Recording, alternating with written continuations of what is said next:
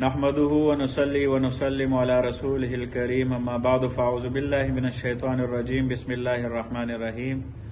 معزز سامعین کرام، الحمدللہ رمضان جو ہے وہ قریب آ رہا ہے۔ اس سے پہلے بھی رمضان کے متعلق ہم ایک آدھ ویڈیو جو ہے وہ اپلوڈ کر چکے ہیں مسائل کے حوالے سے۔ آج رمضان کی تیاری کے حوالے سے کچھ گزارشات جو ہے وہ عرض کرنا چاہتا ہوں، اور اسی طرح ہمارے اکابر، ہمارے اسلاف کا وہ کیا طریقہ تھا رمضان کریم میں۔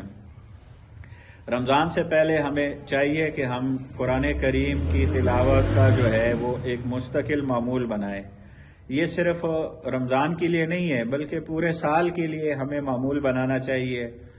کم از کم ایک مسلمان کے لیے ایک رکوع تو وہ کم از کم پڑھے نا، اگر زیادہ نہیں پڑھ سکتا، ایک پارہ نہیں پڑھ سکتا تو کم از کم ایک رکوع سے تو وہ شروع کرے۔ اسی طرح ذکر اذکار کی پابندی جو ہے وہ بندہ شروع کر دے۔ اسی طرح موبائل کا استعمال جو ہے وہ کم سے کم بندہ کر دے، کیونکہ موبائل کا اگر زیادہ استعمال ہم کریں گے تو اس سے بندہ جو ہے وہ خرافات میں اور مختلف قسم کی بے دینیوں میں وہ پڑ جاتا ہے، اور پھر اللہ جل جلالہ کی طرف سے جو نیکی کی توفیق ہوتی ہے تو وہ توفیق اس بندے سے چھن جاتی ہے۔ تو اس لیے ہمیں کوشش کرنی چاہیے کہ اپنا زیادہ وقت ذکر اذکار، تلاوت اور عبادات اس میں مشغول کر دینا چاہیے۔ ہمارے اسلاف میں سے ایک بزرگ گزرے ہیں، حضرت شاہ عبد الرحیم رحمہ اللہ تعالی، شاہ عبد القادر رحمہ اللہ کے پیر صاحب تھے وہ، اور بڑے دور دور سے لوگ ان کی خانقاہ میں آتے تھے۔ ان کا یہ معمول تھا کہ جب رمضان کریم شروع ہو جاتا تھا تو رمضان کریم میں وہ رمضان سے ایک دن پہلے وہ لوگوں سے، اپنے مریدین سے مصافحہ کر لیتے تھے، اور پھر یہ فرماتے تھے کہ بھائی اب رمضان میں کسی نے مصافحہ بھی نہیں کرنا۔ یعنی ان کو اتنی فکر ہوتی تھی، بس مسجد گئے تو ادھر یا تلاوت کر رہے ہیں، اور کسی سے بات چیت تک نہیں کرتے تھے۔ یعنی باتوں کا بھی وہ ایک قسم کا بائیکاٹ کر لیتے تھے، اور خاموشی، اپنا ذکر اذکار اور اپنی تلاوت اس کو وہ توجہ دیتے تھے۔ پھر جب رمضان کریم ختم ہو جاتا تو اس کے بعد یعنی عید کے موقع پہ وہ اپنے حلقے احباب سے ملتے تھے، اور اس کے بعد جو ہے وہ اپنی باقی مصروفیات جاری رکھتے تھے۔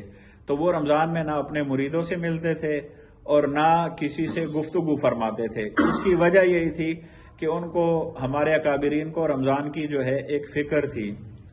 آپ علیہ السلام نے بھی حدیث مبارکہ میں فرمایا کہ دعا ایک آپ علیہ السلام نے امت کو سکھلائی ہے کہ اللہ یہ جو شعبان اور رجب کا مہینہ ہے، رجب اور شعبان کا مہینہ ہے، اس میں ہمارے لیے برکت عطا فرمائیے اور ہمیں رمضان تک پہنچا دیجئے۔ یعنی اللہ کرے کہ ہمارے اوپر جو ہے وہ رمضان کا مہینہ آ جائے خیر و عافیت کے ساتھ اور سلامتی کے ساتھ، اور ہم اس میں اللہ تعالیٰ کی خوب عبادت کر سکے اور اللہ کی عبادتوں کو سمیٹ سکے۔ تو چونکہ یہ عبادتوں کا مہینہ ہے، ذکر اذکار کا مہینہ ہے، تلاوت کا، خصوصاً چونکہ قرآن کریم بھی رمضان کریم میں نازل ہوا ہے، تو اس لیے رمضان کے ساتھ قرآن کریم کی بڑی گہری مناسبت ہے۔ اس وجہ سے ہم دیکھتے ہیں کہ ہماری مساجد میں اور اسی طرح گھروں میں لوگوں کا رجحان جو ہے وہ قرآن کریم کی طرف بڑھ جاتا ہے، اور لوگ زیادہ سے زیادہ تلاوت کرنے والے ہوتے ہیں۔ تو اللہ جل جلالہ ہم سب کو اس پر عمل کرنے کی توفیق عطا فرمائے اور قرآن کریم کی زیادہ سے زیادہ تلاوت کرنے کی توفیق عطا فرمائے۔ وآخر دعوانا ان الحمدللہ رب العالمین۔